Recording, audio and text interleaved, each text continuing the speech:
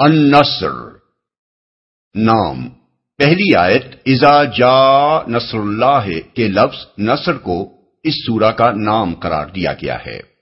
زمانہ نزول حضرت عبداللہ بن عباس رضی اللہ عنہ کا بیان ہے کہ یہ قرآن مجید کی آخری سورت ہے، یعنی اس کے بعد کوئی مکمل سورت حضور صلی اللہ علیہ وسلم پر نازل نہیں ہوئی۔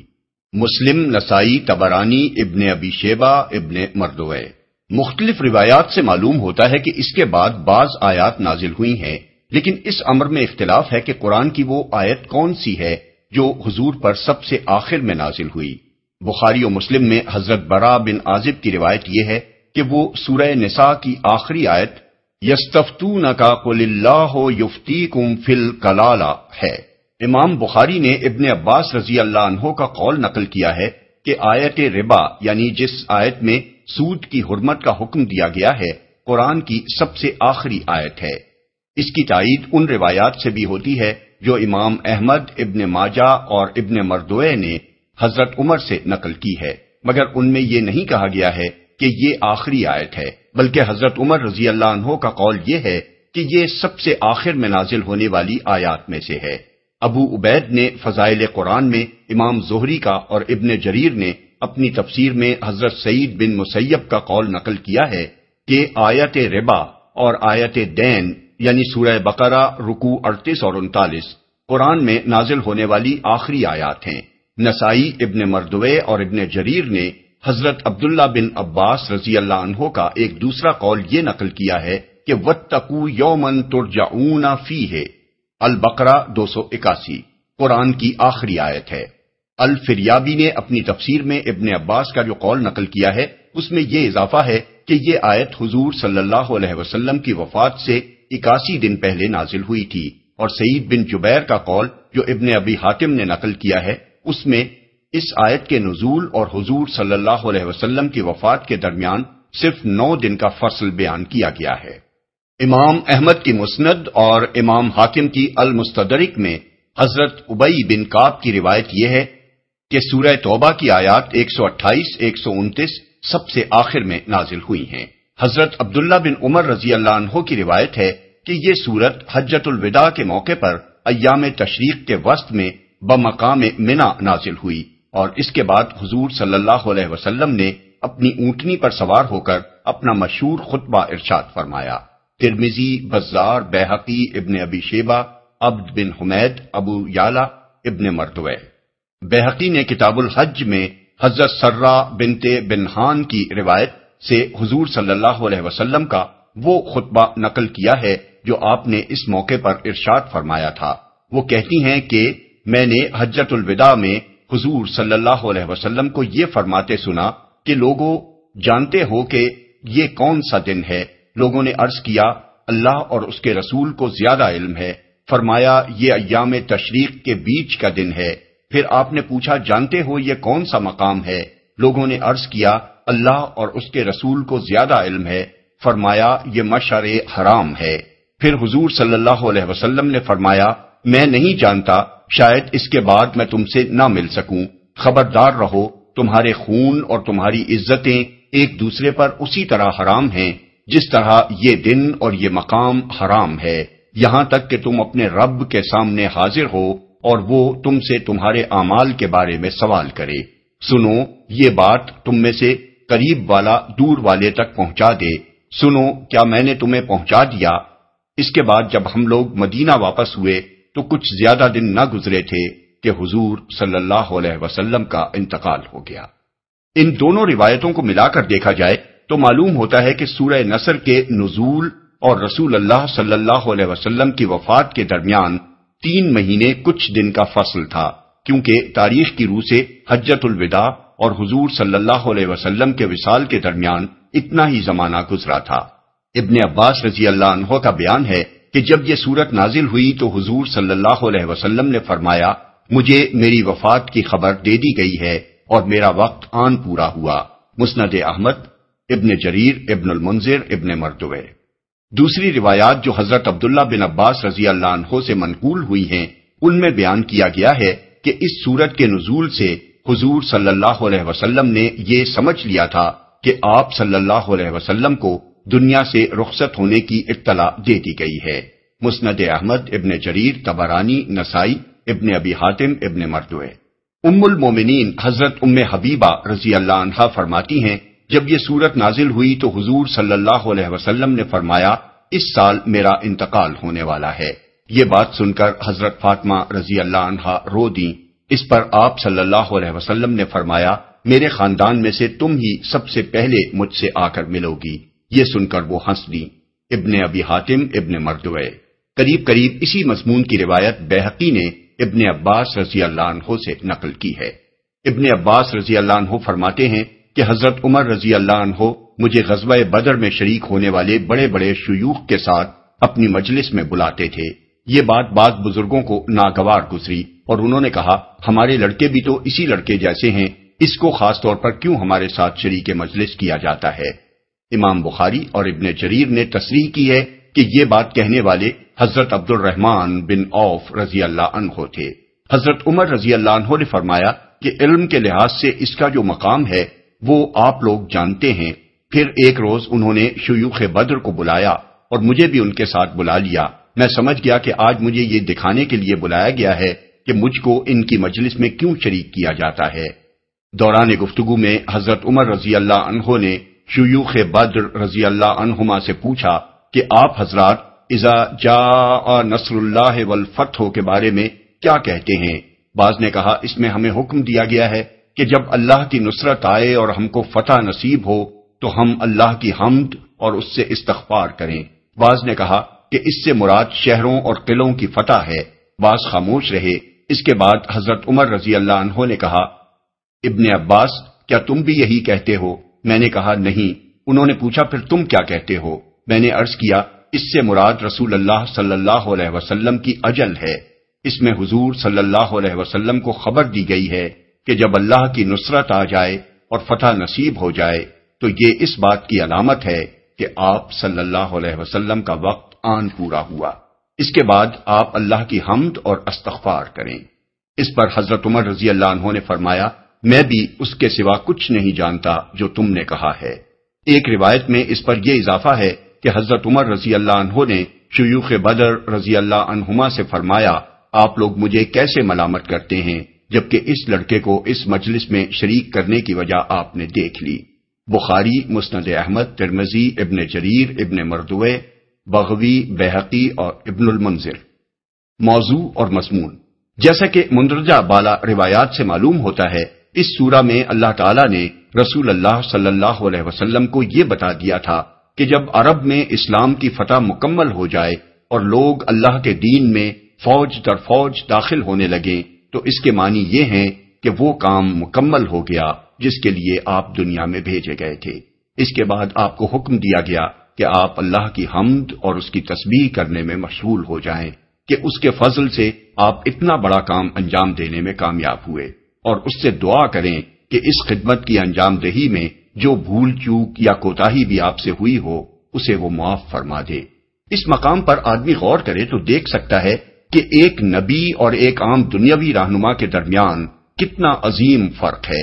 کسی دنیاوی رہنما کو اگر اپنی زندگی ہی میں وہ انقلاب عظیم برپا کرنے میں کامیابی نصیب ہو جائے جس کے لیے وہ کام کرنے اٹھا ہو تو اس کے لیے یہ جشن منانے اور اپنی قیادت پر فخر کرنے کا موقع ہوتا ہے، لیکن یہاں اللہ کے پیغمبر کو ہم دیکھتے ہیں کہ اس نے 23 سال کی مختصر مدت میں ایک پوری قوم کے عقائد، افکار، عادات، اخلاق، تمدن، تہذیب، معاشرت، معیشت، سیاست اور حربی قابلیت کو بالکل بدل ڈالا اور جہالت و جاہلیت میں ڈوبی ہوئی قوم کو اٹھا کر اس قابل بنا دیا کہ وہ دنیا کو مسخر کر ڈالے اور اقوام عالم کی امام بن جائے۔ مگر ایسا عظیم کارنامہ اس کے ہاتھوں انجام پانے کے بعد اسے جشن منانے کا نہیں بلکہ اللہ کی حمد اور تسبیح کرنے اور اس سے مغفرت کی دعا کرنے کا حکم دیا جاتا ہے، اور وہ پوری عاجزی کے ساتھ اس حکم کی تعمیل میں لگ جاتا ہے۔ حضرت عائشہ رضی اللہ عنہا فرماتی ہیں کہ رسول اللہ صلی اللہ علیہ وسلم اپنی وفات سے پہلے سبحانک اللہم و بحمدک استغفرک و اتوب الیک، بعض روایات میں یہ الفاظ یہ ہیں سبحان اللہ و بحمدہ استغفر اللہ و اتوب الیہ، کثرت سے پڑھا کرتے تھے۔ میں نے عرض کیا یا رسول اللہ، یہ کیسے کلمات ہیں جو آپ نے اب پڑھنے شروع کر دیے ہیں؟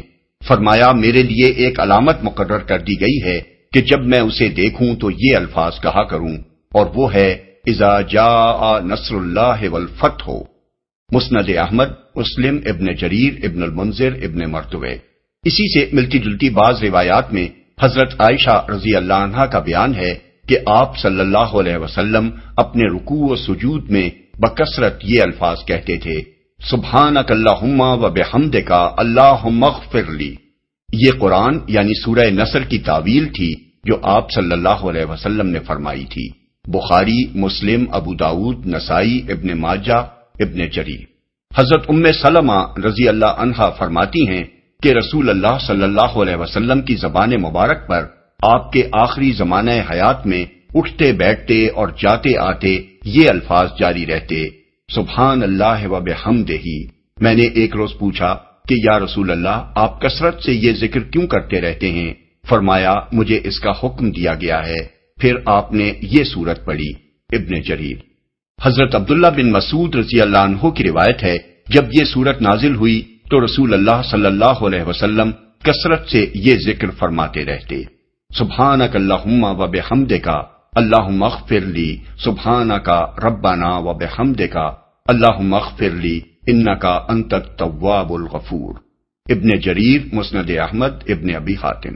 ابن عباس رضی اللہ عنہ کا بیان ہے کہ اس سورت کے نازل ہونے کے بعد رسول اللہ صلی اللہ علیہ وسلم آخرت کے لیے محنت و ریاضت کرنے میں اس قدر شدت کے ساتھ مشغول ہو گئے جتنے اس سے پہلے کبھی نہ ہوئے تھے۔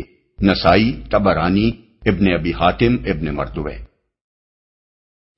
بسم اللہ الرحمن الرحیم۔ شروع اللہ کے نام سے جو رحمان و رحیم ہے۔ اذا جاء نصر اللہ والفتح ورأيت الناس يدخلون في دين الله أفواجا فسبح بحمد ربك واستغفره إنه كان توابا۔ جب اللہ کی مدد آ جائے اور فتح نصیب ہو جائے، اور اے نبی تم دیکھ لو کہ لوگ فوج در فوج اللہ کے دین میں داخل ہو رہے ہیں تو اپنے رب کی حمد کے ساتھ اس کی تسبیح کرو اور اس سے مغفرت کی دعا مانگو، بے شک وہ بڑا توبہ قبول کرنے والا ہے۔ فتح نصیب ہو جائے۔ فتح سے مراد کسی ایک معرکے میں فتح نہیں بلکہ وہ فیصلہ کن فتح ہے جس کے بعد ملک میں کوئی طاقت اسلام سے ٹکر لینے کے قابل باقی نہ رہے، اور یہ امر واضح ہو جائے کہ اب عرب میں اسی دین کو غالب ہو کر رہنا ہے۔ بعض مفسرین نے اس سے مراد فتح مکہ لی ہے، لیکن فتح مکہ سن 8 ہجری میں ہوئی ہے اور اس سورہ کا نزول سن 10 ہجری کے آخر میں ہوا ہے، جیسا کہ حضرت عبداللہ بن عمر اور حضرت سرہ بنت نبہان کی ان روایات سے معلوم ہوتا ہے جو ہم نے دیباچے میں نقل کی ہیں۔ علاوہ بریں حضرت عبداللہ بن عباس کا یہ قول بھی اس تفسیر کے خلاف پڑتا ہے کہ یہ قرآن مجید کی سب سے آخری سورت ہے، کیونکہ اگر فتح سے مراد فتح مکہ ہو تو پوری سورہ توبہ اس کے بعد نازل ہوئی تھی، پھر یہ سورت آخری سورت کیسے ہو سکتی ہے؟ بلا شبہ فتح مکہ اس لحاظ سے فیصلہ کن تھی کہ اس نے مشرکین عرب کی ہمتیں پست کر دی تھیں، مگر اس کے بعد بھی ان میں کافی دمخم باقی تھا۔ طائف اور حنین کے مارکے اس کے بعد ہی پیش آئے اور عرب پر اسلام کا غلبہ مکمل ہونے میں تقریباً 2 سال صرف ہوئے۔ داخل ہو رہے ہیں یعنی وہ زمانہ رخصت ہو جائے جب ایک ایک 2 کر کے لوگ اسلام میں داخل ہوتے تھے، اور وہ وقت آ جائے جب پورے قبیلے اور بڑے بڑے علاقوں کے باشندے کسی جنگ اور کسی مزاحمت کے بغیر از خود مسلمان ہونے لگیں۔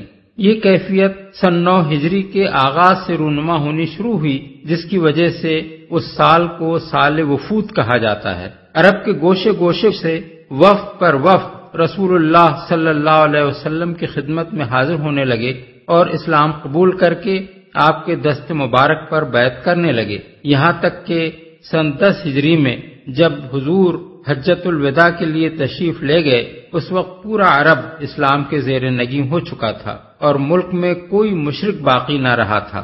تسبیح کرو۔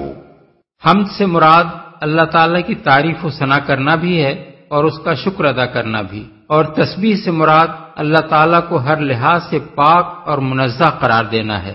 اس موقع پر یہ ارشاد کہ اپنے رب کی قدرت کا یہ کرشمہ جب تم دیکھ لو تو اس کی حمد کے ساتھ اس کی تسبیح کرو۔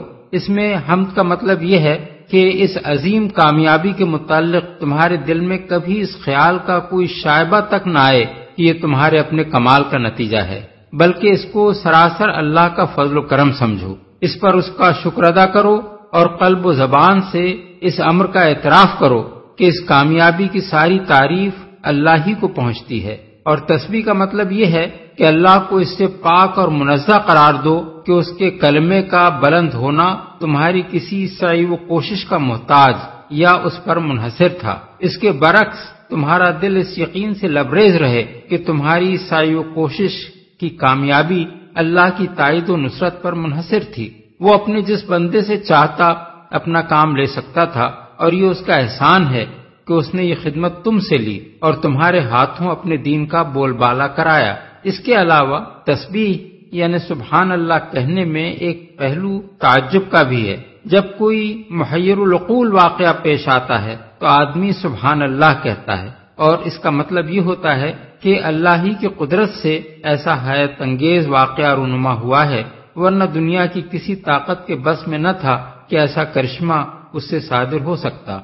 مغفرت کی دعا مانگو، یعنی اپنے رب سے دعا مانگو کہ جو خدمت اس نے تمہارے سپرد کی تھی اس کو انجام دینے میں تم سے جو بھول چوک یا کوتاہی بھی ہوئی ہو اس سے چشم پوشی اور درگزر فرمائے۔ یہ ہے وہ ادب جو اسلام میں بندے کو سکھایا گیا ہے۔ کسی انسان سے اللہ کے دین کی خواہ کیسی ہی بڑی سے بڑی خدمت انجام پائی ہو، اس کی راہ میں خواہ کتنی ہی قربانیاں اس نے دی ہوں، اور اس کی عبادت و بندگی بجا لانے میں خواہ کتنی ہی جانفشانیاں اس نے کی ہوں، اس کے دل میں کبھی یہ خیال تک نہ آنا چاہیے کہ میرے اوپر میرے رب کا جو حق تھا وہ میں نے پورا کا پورا ادا کر دیا ہے، بلکہ اسے ہمیشہ یہی سمجھنا چاہیے کہ جو کچھ مجھے کرنا چاہیے تھا وہ میں نہیں کر سکا، اور اسے اللہ سے یہی دعا مانگنی چاہیے کہ اس کا حق ادا کرنے میں جو کوتاہی بھی مجھ سے ہوئی ہو اس سے درگزر فرما کر میری حقیر سی خدمت قبول فرما لے۔ یہ ادب جب رسول اللہ صلی اللہ علیہ وسلم کو سکھایا گیا، جن سے بڑھ کر خدا کی راہ میں سعی و جہد کرنے والے کسی انسان کا تصور تک نہیں کیا جا سکتا، تو دوسرے کسی کا یہ مقام کہاں ہو سکتا ہے کہ وہ اپنے عمل کو کوئی بڑا عمل سمجھے اور اس غرے میں مبتلا ہو کہ اللہ کا جو حق اس پر تھا وہ اس نے ادا کر دیا ہے۔ اللہ کا حق اس سے بہت بالا و برتر ہے کہ کوئی مخلوق اسے ادا کر سکے۔ اللہ تعالیٰ کا یہ فرمان مسلمانوں کو ہمیشہ کے لیے سبق دیتا ہے کہ اپنی کسی عبادت و ریاضت اور کسی خدمت دین کو بڑی چیز نہ سمجھیں، بلکہ اپنی جان راہ خدا میں کھپا دینے کے بعد بھی یہی سمجھتے رہیں کہ حق تو یہ ہے کہ حق ادا نہ ہوا۔ اسی طرح جب کبھی انہیں کوئی فتح نصیب ہو اسے اپنے کسی کمال کا نہیں بلکہ اللہ کے فضل ہی کا نتیجہ سمجھیں، اور اس پر فخر و غرور میں مبتلا ہونے کے بجائے اپنے رب کے سامنے عاجزی کے ساتھ سر جھکا کر حمد و تسبیح اور توبہ و استغفار کریں۔ سید ابو العلا مودودی کی مارکۃ الآراء تصنیف تفہیم القرآن کی یہ CD ادارہ ترجمان القرآن کے لیے سماع و بصر نے تیار